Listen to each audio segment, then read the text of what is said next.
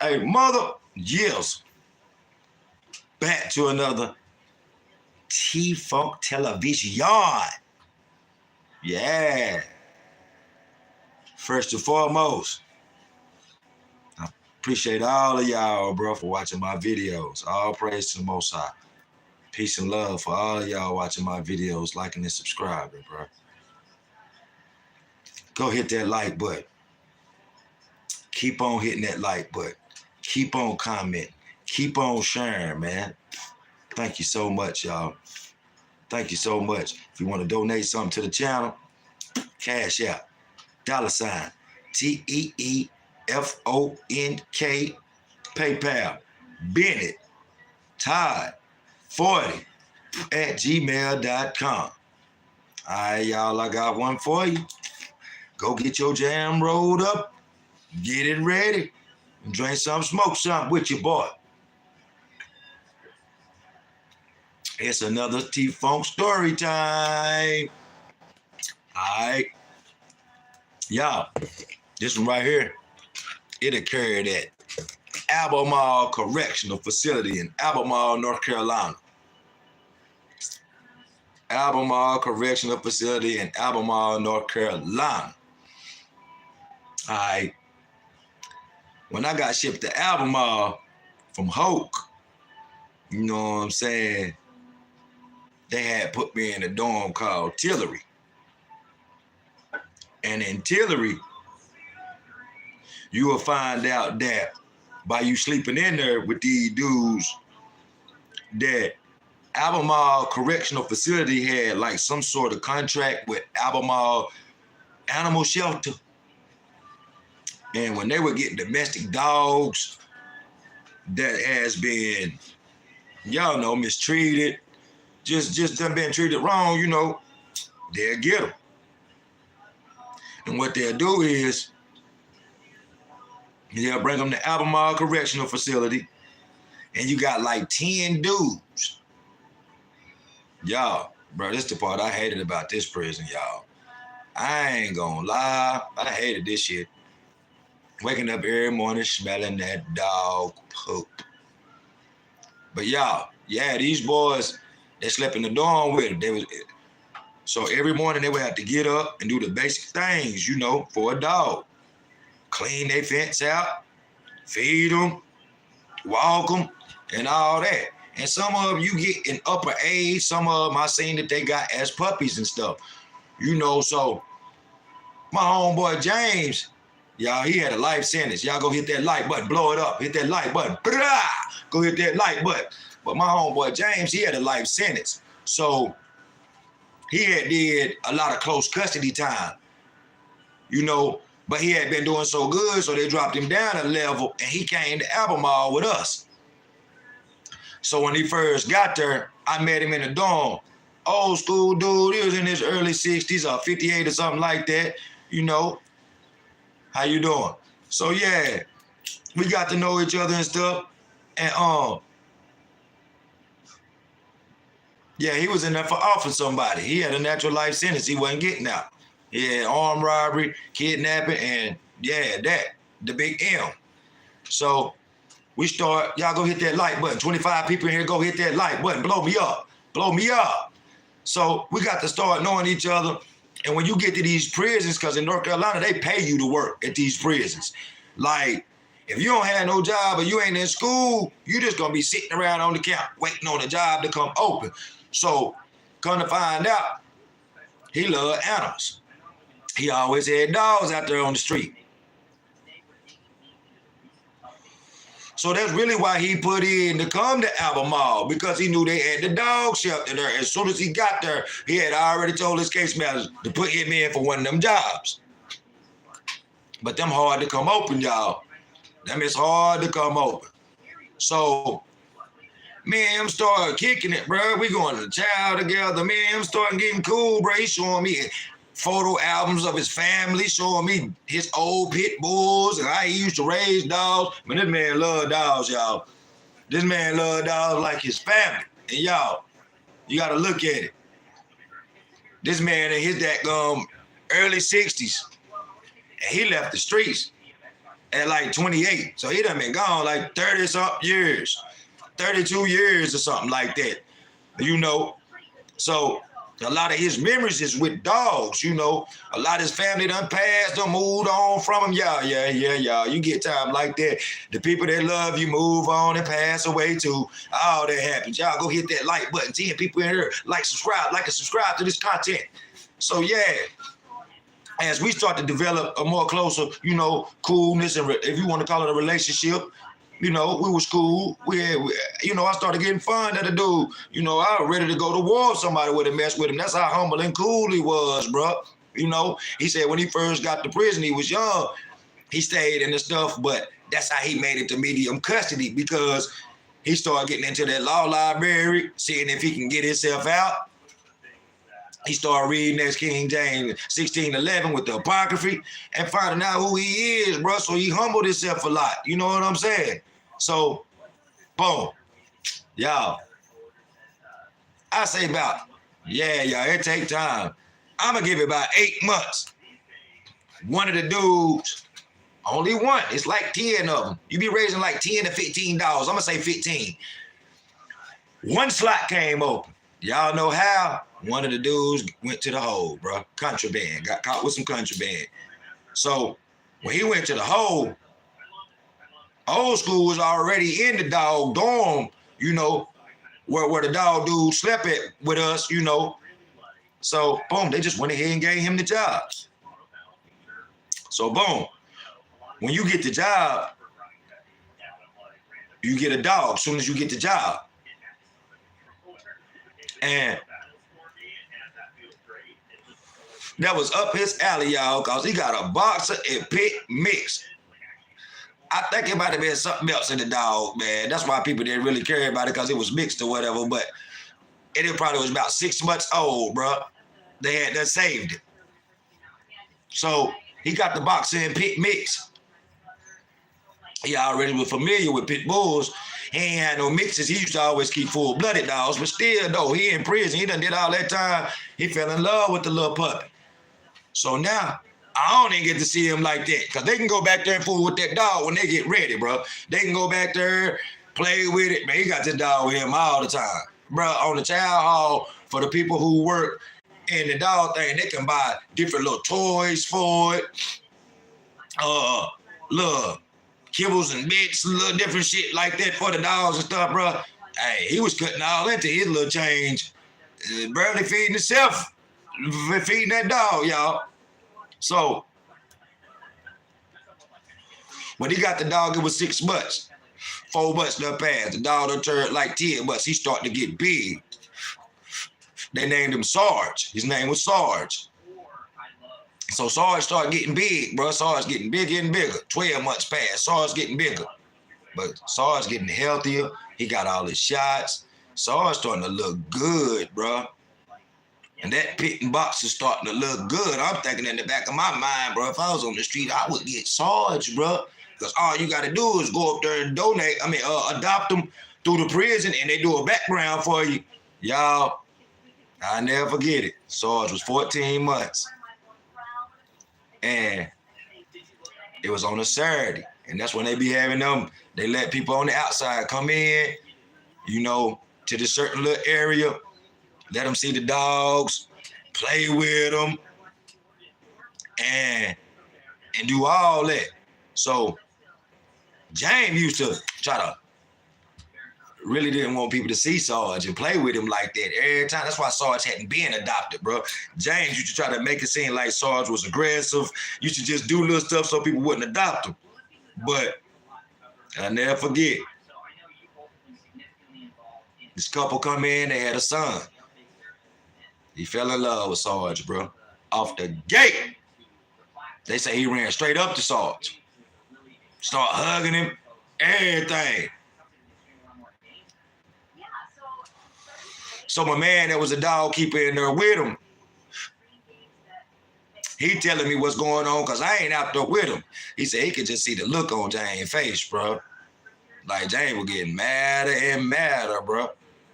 Madder and madder. So they get them for like an hour to walk around, get a little dog treats, get to know the dog. And then they can go back in there and sign their paperwork. If everything go through, I think they pay a little something and boom, the dog leave with them. Y'all, that little boy was not leaving there without that dog, my man said. Because at first, his mama was like, well, my man said, maybe you need to go look at one of these other dogs. This man saying this dog is aggressive and it's pit bull and boxer mix. And that little boy wasn't trying to hear it. That boy wasn't trying to hear it. And Sarge wasn't really like that. Sarge was playing with the little boy. Sarge was that, showing the little boy love. So my man say, boom, it come time for the visitation for the dogs to be over. So the ones that don't nobody want, the dudes get to start taking them back through the little gate that they got from the little area they be in back into the prison. Said James was the first one to grab Sarge to try to take him back in there. They're like, nah, he been chosen. About 4 dogs went on out. Said James, my man said James' eyes got big as I don't know what. Said James just stood there holding them. They're like, so while they doing the paperwork and everything like that, the little boy out there with James and the guard and everything, and the dude, mom and daddy, they must be doing the paperwork or whatever. Said James is holding on to him, hugging on him, talking to him, everything. Y'all got to look at it. This man ain't had no family around him, really nobody he know in 32 years. He loved animals before he left the street. He ain't had no pet in 30-something years. And he basically, man, I'm going to be honest, bro. The way dude used to talk, this was almost like him getting out, bro, looking forward to getting that job, bro, to being able to raise his dogs, y'all. But shit crazy, bro. So, but man said he brother let the little boy play with the dog, everything. Like he really is, bro, because when you be in prison a long time, your mind don't be right, bro. And it's like he feel like they taking something, his family member are taking something away from him, bro. So, boom, say about 30 minutes, because his dog got adopted too. He was cool. He was happy. The dude that's telling me about this. So, he say about 45, 30 minutes later, they come back in there, they tell him to get Sarge. Man, they say James just start crying, bro. Like, nah, man, it's my dog, man. Nah, man, it's my dog. Said tears all in his eyes, bro. So the guard like, James, you knew from the beginning that these dogs ought to be adopted. And that's the thing about it, y'all. They told James that. He had to go through like a long list of, because he stayed out of trouble, fraction, and free for a long time. He had to read a whole bunch of stuff, proper ways to take care of these dogs. He had all kind of rules, and he knew that dog was supposed to be, getting took from him off the gate. So I don't know why but man, that's how it is in prison, bro. When you don't got nobody out there in that world, that man had no mama, no daddy, no family like that no more, bro. That was his family.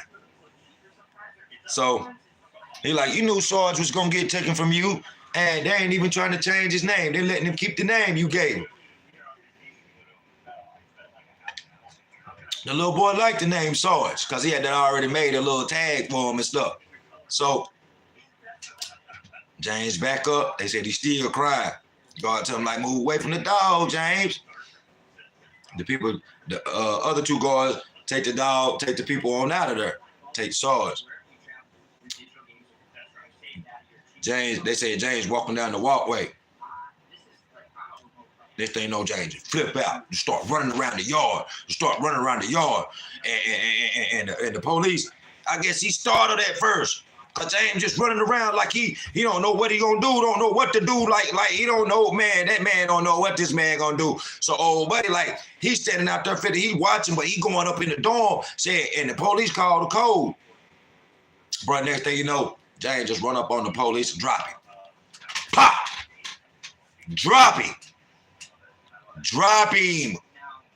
And just start running around, wouldn't go up in the dorm or nothing. Like I said, Albemarle is big. It got 3 big dorms inside of, and then the part up front where, you know, the people work at, where you come in and visitation, and man, a big ass yard, and every one of these dorms got their own small yard, bro. This is a big prison, y'all, and it's a big old fence around it with a man that drive around all day long in a car, and it one big barbed wire fence with barbed wire over it, big old spools of barbed wire, electric fence, another big old, man, it's about 4 different barbed wire fences, bro. So he wasn't gonna get up out of there, but he just running across way down where you don't supposed to be in, unauthorized, that's one charge, area and all that. And plus he done knocked that guard out. So by that time, all the guards start running out there. They telling him, James, get on the ground, make this easy for yourself. Get on the ground. This is what my man telling me. Because y'all, I wasn't out there. You know what I'm saying? We on the small yard on the back, but we're hearing all this commotion and stuff, and these alarms going off. So yo, all of them just finally rushing. James fighting. He fighting. He fighting. He doing his thing a little bit, old school James, bro.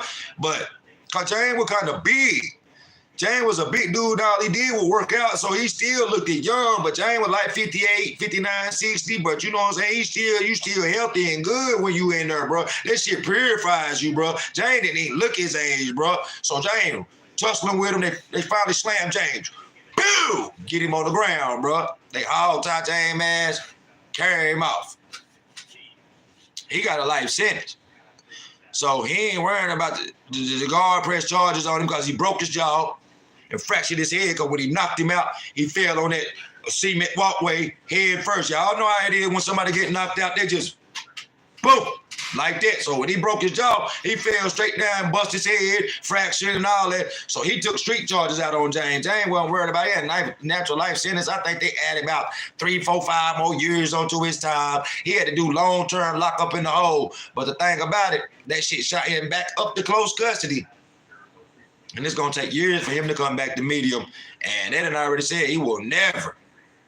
That's the only prison camp that do that dog shelter, I think. No, it ain't. It's about 2 more. They green clothes. I think Mount Pleasant do it. It's a couple more, but they say he'll never be able to work for the dog in the animal shelter in North Carolina prison. I think it's about 4 or 5 prisons that do that. And he can't never go back to Albemarle prison again. They banned him from there. He can't never go back there.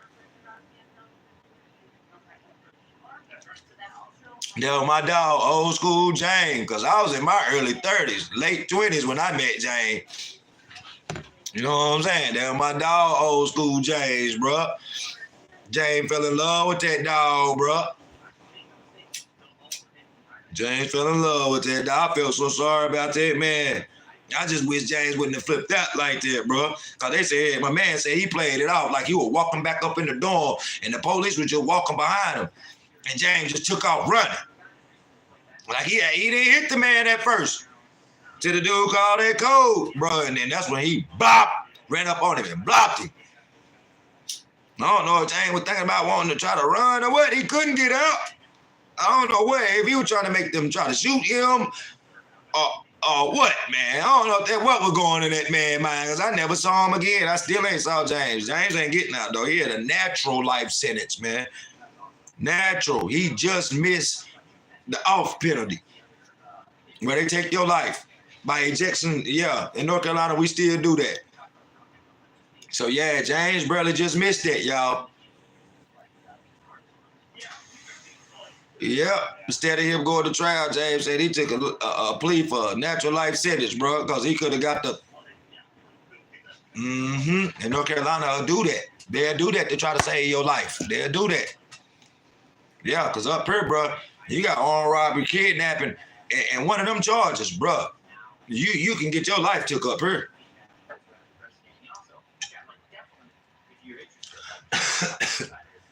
North Carolina is very lenient on drug charges and certain stuff like that, but violent crimes, they'll blow you up. They'll blow you up. But y'all, make sure y'all go like, share, subscribe, comment. This done been another one. T-Phone, this you well. Thank you.